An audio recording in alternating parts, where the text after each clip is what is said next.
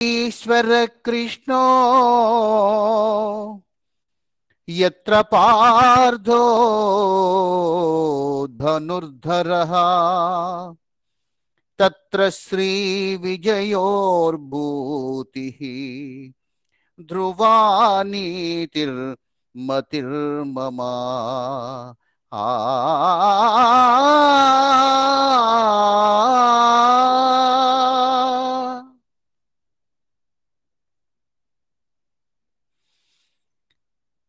విజ్ఞాన యోగంలోకి ప్రవేశించాం. విజ్ఞాన యోగ విశేషాలు చెప్పుకుంటున్నాం. భూమిరాపో అనలో వాయుః ఖమ్మనో బుద్ధిరేవ చ అహంకార ఇతి యం మే భిన్నా ప్రకృతి రస్తధా.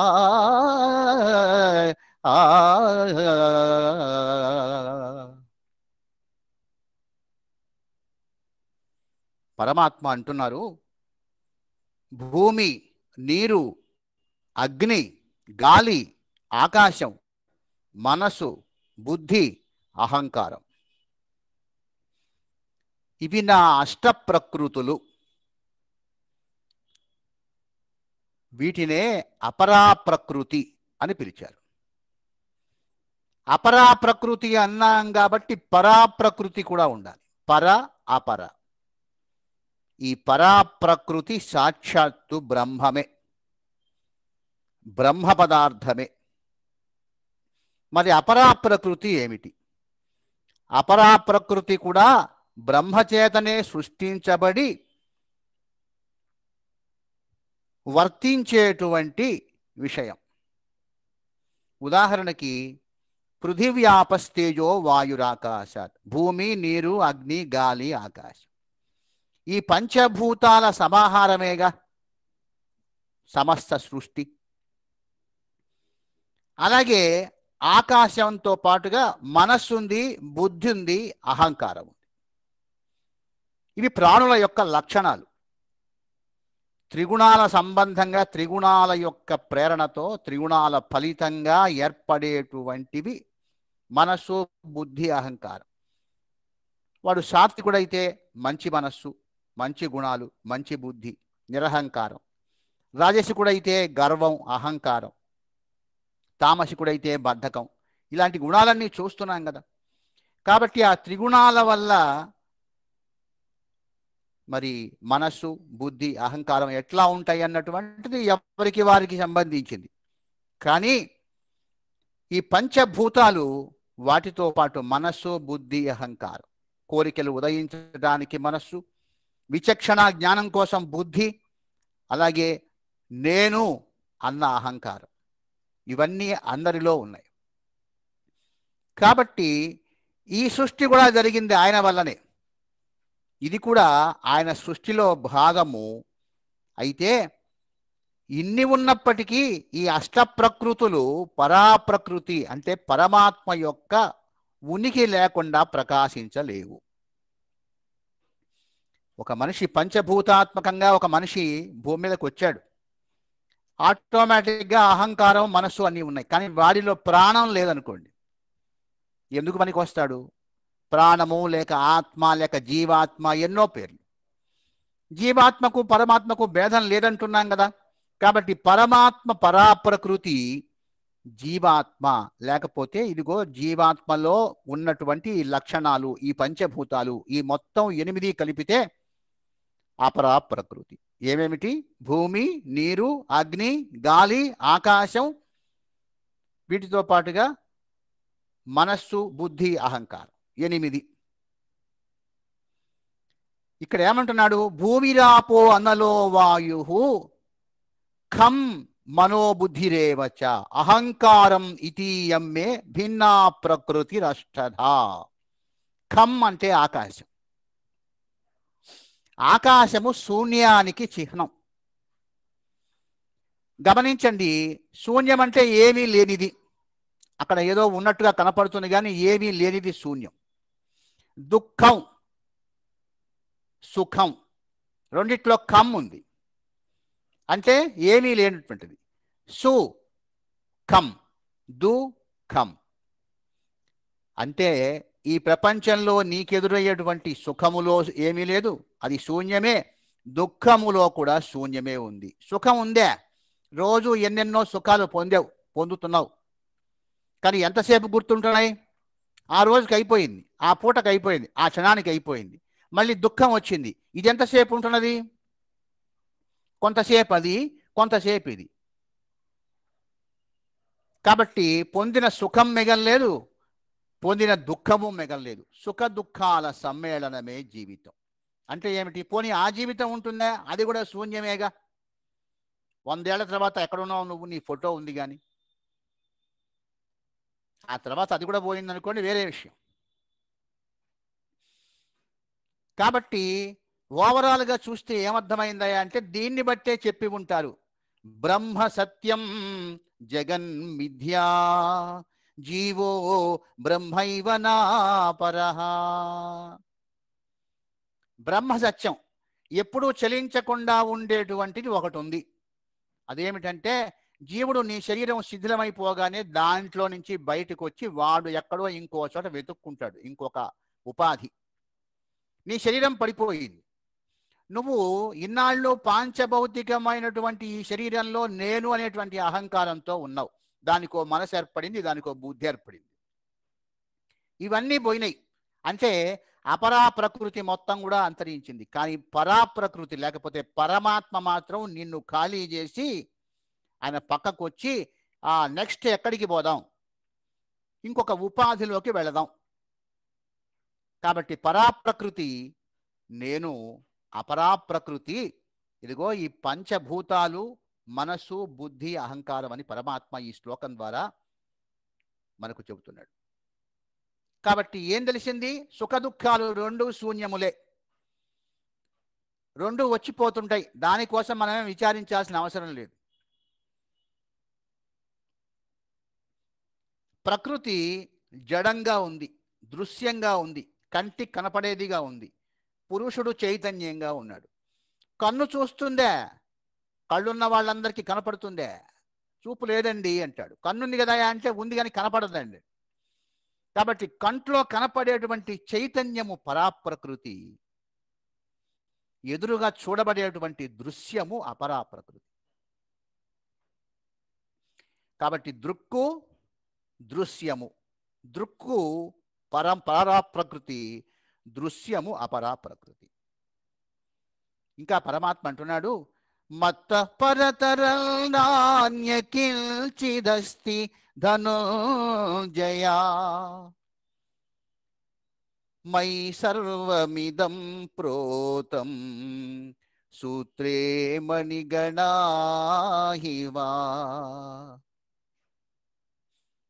ఎన్ని సుఖాలు చూశాం, ఎన్ని దుఃఖాలు చూశాం, ఎంతమంది మనుషులను చూశాం, ఎన్ని సుందరమైన దృశ్యాలు చూశాం. ఈ కంటి ద్వారా ఎంత ఆనందం పొందాం, చెవుల ద్వారా ఎంత ఆనందం పొందాం. పొందిన ఆనందం కాలగర్భంలో కలిసిపోతూనే ఉంది, పొందిన దుఃఖము కూడా కాలగర్భంలో కలిసిపోతుంది. ఎవడన్నా చనిపోతే కొన్నాళ్ళు ఏడ్చాం, రోజు ఏడుస్తున్నామా? చనిపోయేంత వరకు ఏడుస్తామా? ఎవడన్నా పుట్టాడు, కొన్నాళ్ళు ఆనందపడ్డాం, జీవితాంతం ఆనందపడుతూనే ఉన్నామా వాడు పుట్టాడని? ఈ ఆనందానికి దుఃఖానికి సమస్తమునకు, కంటికి కనపడుతున్నటువంటి నశించే వస్తువుకు, చూచేటువంటి దానికి, చూడబడేటువంటి దానికి అన్నిటికీ ఏమిటి మూల కారణం? మత్త పరతరం నాన్యకించిదస్తి ధనంజయా. చైతన్యవంతమైనటువంటి బ్రహ్మ పదార్థమే ఈ మొత్తానికి ఆధారం.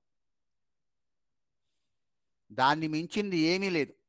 ఏదైనా ఘనత ఉన్నది అంటే ఆ ఘనత దానిదే కానీ చూచేటువంటిదా కాదు, చూడబడేటువంటి దానిది కాదు. ఏది చూడటానికి అవకాశం కల్పిస్తుందో, కన్ను కనపడటానికి కారణంగా ఏ శక్తి అయితే ఉందో దానికి నమస్కరించాలి కానీ చూచేటువంటి కన్ను పోయేదే, చూడబడుతున్న దృశ్యము పోయేదే. కాబట్టి పరమాత్మ అంటే వినేటువంటి చెవ కాదు, అందులో వినిపిస్తున్నటువంటి శక్తి. పరమాత్మ అంటే చూచేటువంటి కన్నా కాదు, అందులో చూడబడుతున్నటువంటి చూడటానికి అవకాశం కల్పిస్తున్నటువంటి శక్తి. పరమాత్మ అంటే నోరా కాదు, దాంట్లో మాట్లాడిస్తున్నటువంటి మాట్లాడటానికి ఉపయోగపడుతున్న శక్తి. పరమాత్మ అంటే కాళ్ళ, చేతుల, నడిపించే శక్తి, చేతులతో పని చేయించేటువంటి శక్తి. అందుకే ఏమన్నారు? శక్తి స్వరూపము. ఆదిశక్తి మొట్టమొదట పుట్టిందయ్యా అంటారు. ఏమిటయ్యా అంటే శక్తి లేనిది ఏ పని చేయలేంగా. శక్తి స్వరూపమే పరమాత్మ. ఇది ఎక్కడుందయ్యా అంటే కనిపించకుండా నడిపిస్తున్నది, అందరిలో ఉన్నది. కాబట్టే మీరు వింటున్నారు, నేను చెబుతున్నా. ఒకడు చూస్తున్నాడు, ఇంకోటి చూడబడుతుంది. మత్త పరతరనాన్యకించిదస్తి, ఇంకా ఏమి లేదు, మిగతాదంతా మిథ్యే, పోయేదే. మై సర్వమిదం ప్రోతం సూత్రే మణిగణాయివా. ఎంత పెద్ద, ఎన్ని కోట్లు చేసేటువంటి హారమైనా సరే, అది నిలబట్టడానికి ఆధారంగా ఉన్నటువంటి లోపల దారమో, వైరో, లేకపోతే బంగారు తీగో మనకు కనపడుతుందే. దాన్ని ఆధారం చేసుకొని పైన నిలబడ్డ మణులు, రత్నాలు, ఇవన్నీ లోకం చూస్తుంది. చూసి అబ్బా ఎంత బాగుందండి ఈ హారం, వదిన గారు ఎంత పెట్టి కొన్నారు, ఎక్కడ తీసుకున్నారు, ఎన్ని లక్షలు అయింది అని అడుగుతున్నాడు. కానీ దేని ఆధారంగా ఈ మణులన్నీ నీకు ఆనందం కలిగిస్తున్నాయి? ఈ మణులన్నీ నిలబడ్డాయి, ఈ నెక్లెస్ నీకు చక్కగా ఆనందాన్ని కలిగిస్తుంది అంటే లోపల ఉన్నటువంటిది కనపడకుండా ఒకటి ఉన్నది. ఇది ఆధారం.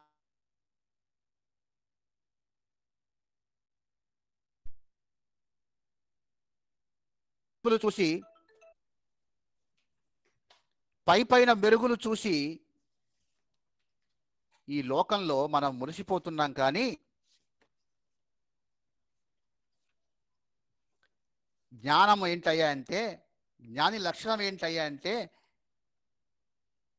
ఈ ఆకర్షణకు, ఈ మెరుక్కు ఏది కారణమో దాన్ని తెలుసుకునే ప్రయత్నం. కదిలే శరీరాన్ని చూస్తాడు అజ్ఞాని. ఎందుకంటే ఇప్పుడే అనుకున్నాం, బ్రహ్మ సత్యం జగన్మిథ్య. జగత్తులో ఓ శరీరం కదులుతోంది. ఇలాంటి భ్రమలోనే ఉన్నాం మనం. ఎందరినో అభిమానిస్తూ అభిమాన హీరోలని అవని ఇవన్నీ మాట్లాడుతూ ఉంటాం. కాబట్టి కదిలే శరీరాన్ని అజ్ఞాని చూచి మెచ్చుకుంటాడు, కదిలించే చైతన్యాన్ని చూస్తాడు జ్ఞాని. అన్ని ప్రాణులలో చైతన్యం లేకపోతే అవి నిర్జీవములే. కాబట్టి ఎంత పెద్ద ఆకర్షణ అయినా కూడా దాని వెనక ఏదైతే ఆ ఆకర్షణకు కారణమవుతుందో దాన్ని తెలుసుకునే ప్రయత్నం చేయకుండా నువ్వు జ్ఞానివి కావు. ఇంకా పరమాత్మ అంటున్నాడు, పుణ్యో గంధః పృథివ్యాంచ తేజశ్చాస్మి విభావసౌ జీవనం సర్వభూతేషు తపశ్చాస్మి తపస్విషు.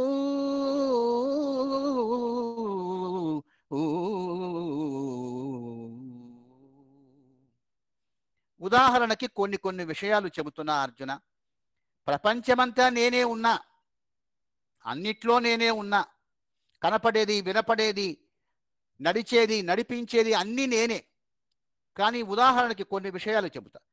పుణ్యో గంధః పృథివ్యాంచ, పృథివీ, భూమిలో నుంచి వచ్చేటువంటి సుగంధము నా కారణంగానే వస్తున్నది. తేజశ్చాస్మి విభావసౌ, అగ్నియందు ప్రకాశం. సూర్యభగవాను కనపడుతున్నాడు, చక్కటి ప్రకాశం వస్తుంది, చైతన్యం వస్తుంది. ఈ చైతన్యాలు, ఈ ప్రకాశాలు, అగ్నికి వచ్చినటువంటి కాంతి, ఈ ప్రకాశం అన్నీ అంతా కూడా నేనే, నా వల్లనే కలుగుతుంది. జీవనం సర్వభూతేషు, ప్రాణులందు జీవం నేనే, ప్రాణం నేనే.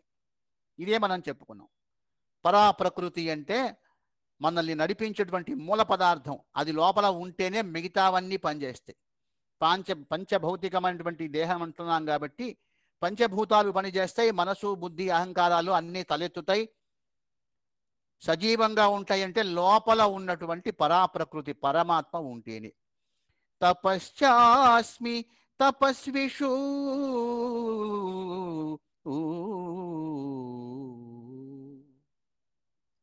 తాపస్వికులలో తపస్సు నేనే. ఏదో ఒక నామాన్ని పట్టుకున్నాడు, కళ్ళు మూసుకుని కూర్చున్నాడు. కానీ తపము అంటే కాలిపోవటం అని చెప్పుకున్నాం.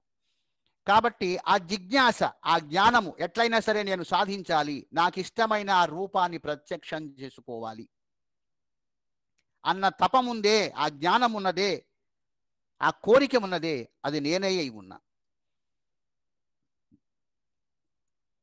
దైవీ హ్యేషా గుణమయీ మమ మాయా దురత్యయా మామేవ యే ప్రపద్యంతే మాయామేతాం తరంతి తే. అర్జున, ఈ మాయ ఉన్నదే నా మాయ. ఇది దైవ సంబంధమైనది, త్రిగుణాత్మకమైనటువంటిది. మమ మాయా దురత్యయ, నా మాయ దాటుట అనేటువంటిది చాలా కష్టం. అంతా మాయలో పడ్డాం. చనిపోతున్న వారిని అందరినీ చూసాం. ఏమన్నా చీమ కుట్టినట్టుందే మనకి. ఏమిటి మన ధైర్యం? ఒక గంటకు ఉంటామో తెలియదు, రేపటికి ఉంటామో తెలియదు, తెల్లవారితే సూర్యోదయం మనం చూస్తామో లేదో తెలియదు, ఈ సాయంత్రం సూర్యాస్తమయం దాకా ఉంటామో లేదో తెలియదు. తెలియకుండా చేస్తున్నది ఏమిటి? మాయ. కాబట్టి ఆ మాయలోనే, ఈ మాయ దైవ సంబంధమైనటువంటిది, త్రిగుణాత్మకమైనటువంటిది. కాబట్టి ఇటువంటి నా మాయ దాటడం కష్టమయ్యా. అందుకే మనిషి ప్రణాళికలు రచిస్తూ ఉంటాడు. ఏమండి, రేపొద్దున వెళ్ళి వాడిని కలిసి నేను ఎమ్మెల్యేని అయిపోతాను, ఎల్లుండి ప్రధానమంత్రి అవుతాను, లేకపోతే సీఎం అవుతాను, లేకపోతే అది సాధిస్తాను, ఇది సాధిస్తాను, అది కొంటాను, ఇది కొంటాను, ఆ ఊరు పోతాను, ఈ ఎండాకాలం సెలవుల్లో ఢిల్లీ పోతాను. ఇట్లా ఎన్నెన్నో ఊహలు, రచనలు, ఆలోచనలు చేస్తున్నాం. ఎందుకు అంటే మాయలో ఉన్నాం. గంట తర్వాత, నిమిషం తర్వాత జరగబోయేది తెలియక మాయలో ఉంటాడు ఆయన. ఈ మాయలో వాడు ఉండటం వల్లనే వాడు అట్లా కట్టుబడి ఉన్నాడు, వాడు అలా ఉన్నాడు. వాడికి ఈ మాయ తెలిసిందనుకో, అమ్మో వాడు నన్ను మించిపోతాడు అన్నట్లుగా పరమాత్మ చెప్తున్నాడు. నా మాయ దైవ సంబంధమైందయ్యా, దీన్ని దాటడం కష్టం. వాడు ఆ భ్రమలోనే బ్రతుకుతాడు అట్లా. మమ మాయా మామేవ యే ప్రపద్యంతి. అయితే నన్ను శరణు పొందిన వాడికి, స్వామి నేను నిస్సహాయుణ్ణి, నువ్వు తప్ప నాకు దిక్కు లేదు, నాకు గతి లేదు అని ఎవడైతే నాకు సరెండర్ అయ్యాడో, మాయామేతాం తరంతి తే, వాడు ఈ మాయను దాటుతాడు. ఎందుకంటే వాడి అనుక్షణం కూడా నన్ను నమ్మి ఉన్నాడు, వాడితో నేనున్నాను, నాతో వాడున్నాడు. కాబట్టి వాడు నిర్దేశించబడతాడు, గైడ్ చేయబడతాడు. కాబట్టి వాడి మనసులో వచ్చేటువంటి ప్రతి నిర్ణయం కూడా నా ఆమోదం పొందినదిగా ఉంటుంది. అనాలోచిత నిర్ణయాలు చేయడు, ఎందుకంటే వాడి ఆలోచన నేనే. కాబట్టి వాడు అనుక్షణం కూడా రక్షించబడి మోక్షం వైపుగా, బ్రహ్మజ్ఞానం వైపుగా నడిపించబడతాడయ్యా. వాడు మాయకు వాడు గురికాడని చెప్పి చెబుతున్నాడు పరమాత్మ. ఇక్కడ గుణమయి అన్నారు ఈ శ్లోకంలో. త్రిగుణాలు ఉన్నాయి. ఆ త్రిగుణాల ఆధారంగానే మళ్ళీ జన్మలు వస్తాయి. ఆ మూడు గుణాలు దాటితే మాత్రమే మాయ తొలగిపోతుంది. ఏమిటి? సాత్విక గుణము, తామసిక గుణము, రాజసిక గుణము, మూడు గుణాలు ఉన్నాయి. అయితే కొంతమంది రాజసికం మంచిది కాదు, సాత్వికం మంచిదని అంటారు. సాత్వికం మంచిదే, సత్వగుణం మంచిదే, కానీ పరమాత్మ విశుద్ధ సత్వగుణాన్ని ఇష్టపడతాడు. అంటే ఇది కూడా దాటాలి. మోక్షం పొందాలనుకోవటం సత్వగుణ లక్ష్యమే. అంటే మంచివాడు ఏమనుకుంటాడు, అయ్యా నేను మోక్షం పొందితే చాలు, దాటిపోతే చాలు. కానీ భగవద్గీత ఏం చెప్తుంది? మోక్ష సన్యాస యోగం అనేటువంటి దాంట్లో చెప్పేది ఇదే. ఇది కూడా దాటిపో. మోక్షం పొందాలన్నది కూడా ఒక కోరికే కదా. ఆ కోరిక ఉంటే మాత్రం నువ్వు మనశ్శాంతిగా ఉంటావా? ఉండలేవు కదా. ఇంకా ఎప్పుడు వస్తుందో, అసలు వస్తుందో రాదో, ఈ జన్మకు ఉందో లేదో, అశాంతే ఉన్నది. ఎవరో ఒక ఆయన నాకు శాంతి కావాలి, నాకు శాంతి కావాలని తిరుగుతున్నట్ట. ఆయన బాగా డబ్బు సంపాదించాడు, కోట్ల రూపాయలు సంపాదించాడు, వాహనాలు ఉన్నాయి, ఇళ్ళు ఉన్నాయి, అన్నీ ఉన్నాయి. కానీ మనశ్శాంతి లేదు. వ్యాపారాలు పుష్కలంగా ఉన్నాయి, మనశ్శాంతి లేదు. అందువల్ల శాంతి కావాలి, శాంతి కావాలని తిరుగుతున్నాడు. తిరుగుతూ చివరికి ఓ సన్యాసి తిరిగిపోయినట్ట. వెళ్ళి అయ్యా నాకు శాంతి కావాలి, ప్రసాదించండి అని ఆయన కాళ్ళ మీద పడ్డట్ట. ఏమిటి, ఏమన్నారు మళ్ళీ చెప్పండి అన్నాడు. నాకు శాంతి కావాలి అన్నట్టు. మీరు పలికిన వాక్యంలో మొదటిది చివరిది తీసేయండి అన్నాడు. ఏం పలికాడు? నాకు శాంతి కావాలి, మొదటిది నాకు, చివరిది కావాలి, రెండు తీసేశాడు. ఇంకేం మిగిలింది? శాంతి. కాబట్టి నాకు అనేటువంటి అహంకారాన్ని తీసేయి, కావాలి అనే కోరికను తీసేయి. ఆ రెండు తీసేస్తే ఈ భూమి మీద మిగిలేది శాంతి మాత్రమే. కాబట్టి ఇది మనకు ఒక మంచి ఒక ఐడియా అన్నమాట. కాబట్టి దుఃఖానికి కారణం ఏమిటి? రెండు, ఒకటి కోరిక, రెండు అహంకారం. ఈ రెండు ఉన్నాయి. ఇంతాక మనం అపరా ప్రకృతిలో చెప్పుకున్నాం, మనసు, బుద్ధి, అహంకారం అని. కాబట్టి బుద్ధి సరిగా విచక్షణ చేయకుండా వదిలేస్తే మనసు కోరుతూనే ఉంటుంది, అహంకారము నేను నాకు అంటుంటుంది. కాబట్టి నాకు తీసేయి, కావాలి తీసేయి, శాంతంగా ఉంటావు, శాంతి పొందుతావు. ఇదే మార్గము భూమి మీద శాంతిగా బ్రతకటానికి. కాబట్టి ఈ సత్వగుణము, తమో గుణము, అలాగే రజోగుణము, ఈ మూడు గుణాలు కూడా దాటిపోతే నువ్వు పరిపూర్ణమైనటువంటి శాంతిని పొందుతావని పరమాత్మ చెప్తూ, మమ మాయా దురత్యయా, నాచే కల్పించబడినటువంటి ఈ మాయ దాటడం చాలా కష్టమయ్యా.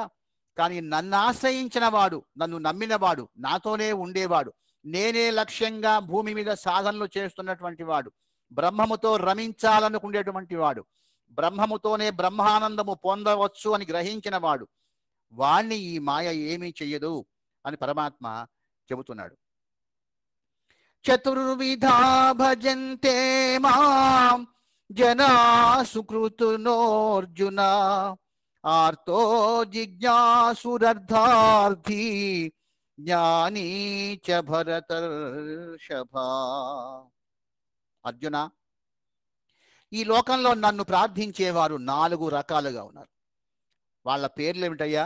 ఆర్తుడు, జిజ్ఞాసువు, అర్థార్థి, జ్ఞాని.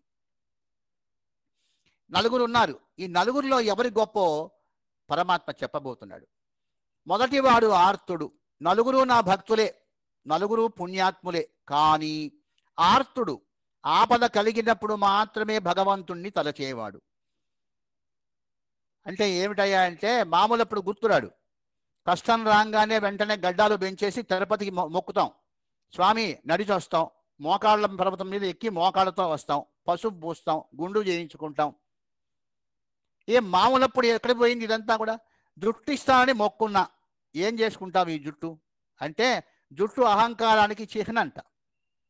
ఆ జుట్టు ఉండటం వల్లే కదా అద్దం 60 సార్లు చూసుకుంటున్నాం.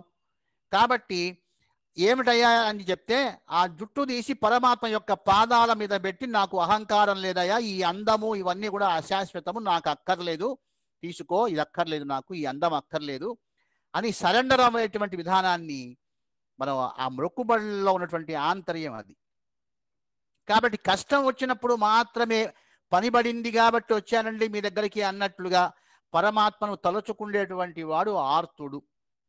అయితే ఇలా ఆర్తితో ప్రార్థించడం కూడా గొప్ప విషయమే, పుణ్యమే. ఎందుకంటే వాడు ఇంకోటి కాకుండా భగవంతుణ్ణే ప్రార్థిస్తున్నాడు కాబట్టి. దీనికి ఉదాహరణగా గజేంద్రుణ్ణి చెప్పారు.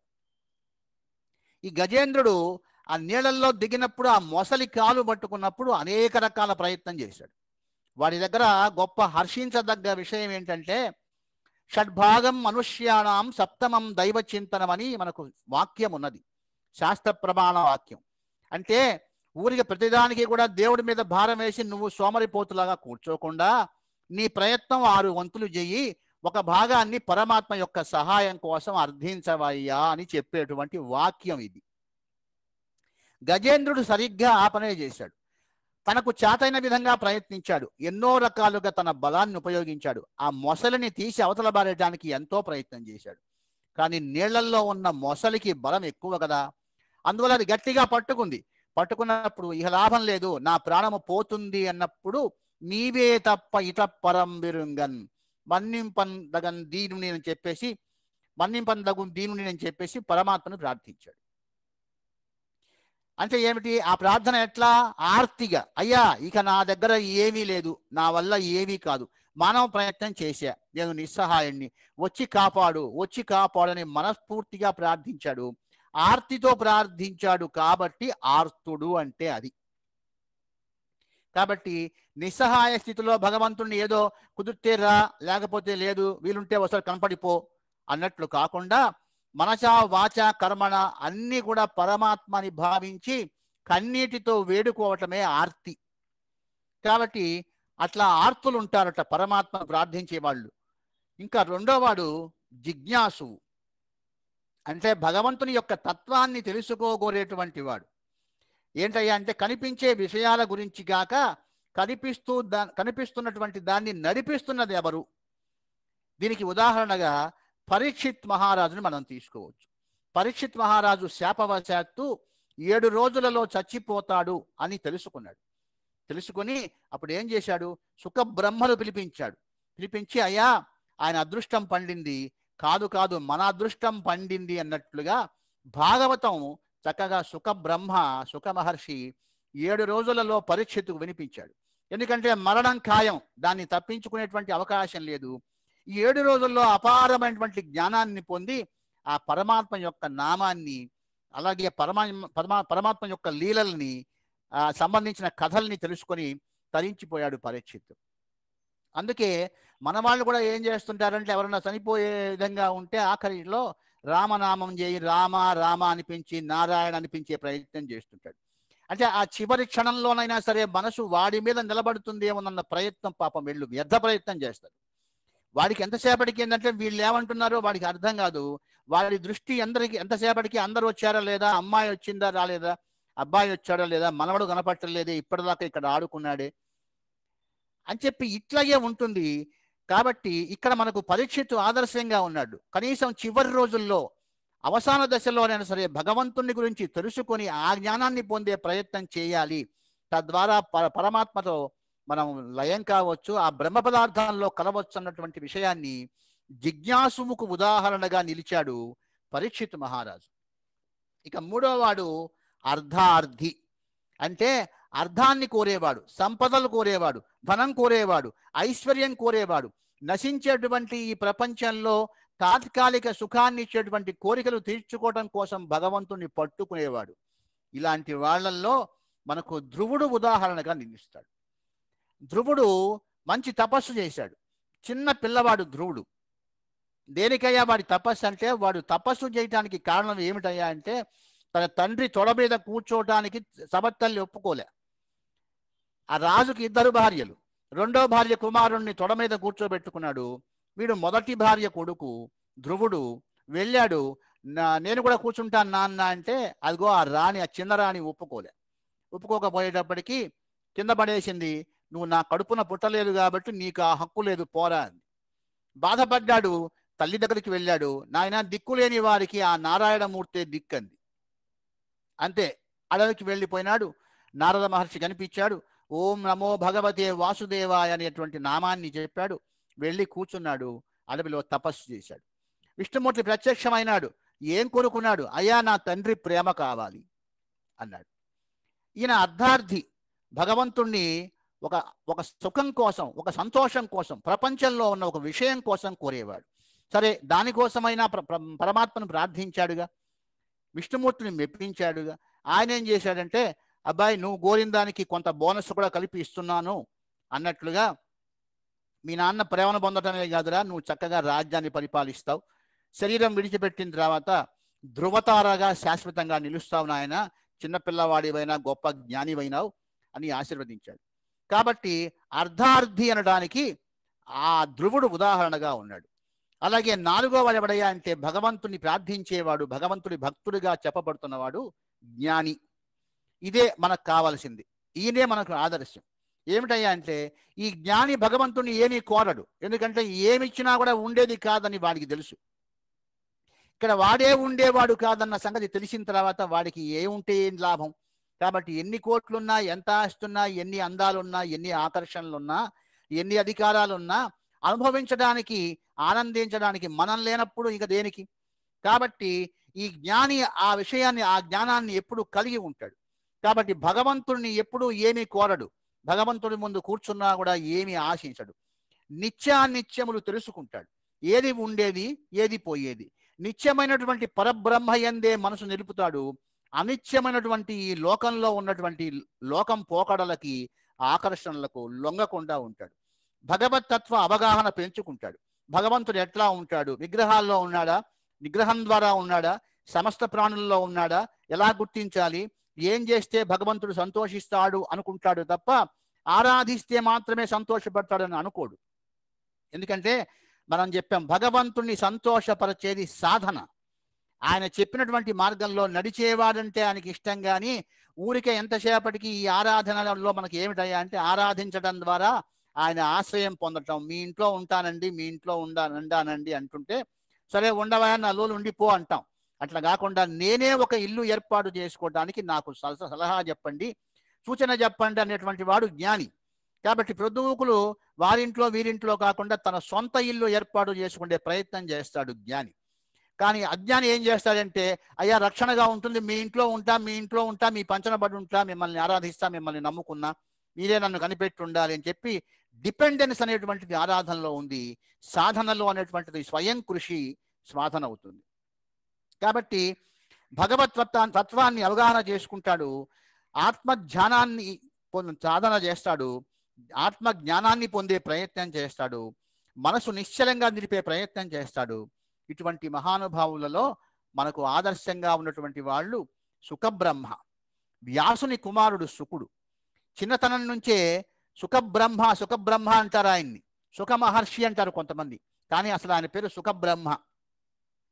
మనకు పూజ్య గురుదేవులు విద్యాప్రకాశానందుల యొక్క ఆశ్రమం పేరు కూడా సుఖబ్రహ్మాశ్రమము, శ్రీకాళహస్తిలో ఉన్నది.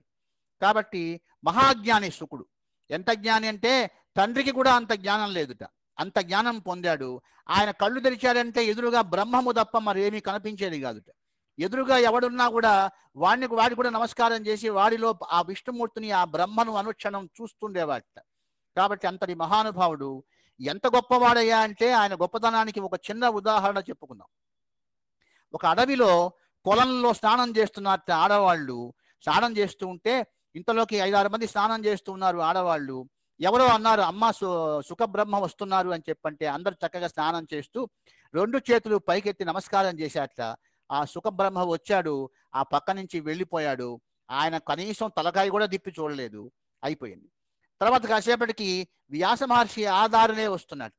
వ్యాస మహర్షి వస్తున్నాడంటే అందరూ లేచి బట్టలు కట్టుకొని నమస్కారం చేశారట. అంటే ఒక ఆయనకి ఎట్లా ఉంటే అట్లాగే నమస్కారం చేశారు, ఇంకొక ఆయన వస్తున్నాడు అంటే బట్టలు కట్టుకున్నారు. అంటే ఆ వచ్చేటువంటి ఆయనకు భేదం తెలుస్తుంది, ఈ వెళ్ళిపోయినటువంటి ఆయనకు ఏ భేదము తెలియదు, పరమాత్మ తప్ప మరొక భేదము తెలియనటువంటి వాట సుఖబ్రహ్మ. కాబట్టి ఆయన సుఖబ్రహ్మగా చెప్పబడ్డాడు. అలాగే ప్రహ్లాదుడు మహానుభావుడు. మరి బాల్యం నుంచి కూడా ఎక్కడ చూసినా కూడా తండ్రికి కూడా గురువైనాడు ప్రహ్లాదుడు. తండ్రి చూడలేనటువంటి ఆ పరమాత్మను తన యొక్క భక్తి ద్వారా చూపించగలిగాడు. కాబట్టి ఇట్లాంటి వాళ్ళంతా జ్ఞానుల కోవకు చెందినవారు. కాబట్టి పరమాత్మ ఈ చివరిగా మనకు ఈ రోజు చెప్తున్న విషయం, చతుర్విధా భజంతే మాం జనా సుకృతినోర్జున ఆర్తో జిజ్ఞాసురర్ధార్థి జ్ఞానీ చ భరతర్షభ. ఆర్తుడు, జిజ్ఞాసువు, అర్ధార్థి, జ్ఞాని నలుగురు నా భక్తులే, కానీ ఇందులో ఉత్తముడు జ్ఞాని. అందరూ కూడా నా యొక్క ఆశీస్సులను, అనుగ్రహాన్ని పొందుతారు. కానీ మనము నేర్చుకోవలసింది, మనము ఉండవలసింది జ్ఞానిగా. స్వస్తి. శాంతి మంత్రం చెప్పుకుందాం. ఓం శన్నో మిత్రస్యం వరుణః శన్నో భవత్పర్యమా శన్న ఇంద్రో బృహస్పతిః శన్నో విష్ణురురుక్రమః నమో బ్రహ్మణే నమస్తే వాయోః త్వమేవం ప్రత్యక్షం బ్రహ్మాసి త్వామేవం ప్రత్యక్షం బ్రహ్మ వదిష్యామి ఋతం వదిష్యామి సత్యం వదిష్యామి తన్మావతు తద్వక్తారమవతు అవతు మాం అవతు వక్తారం. ఓం శాంతి శాంతి శాంతి. శుభం.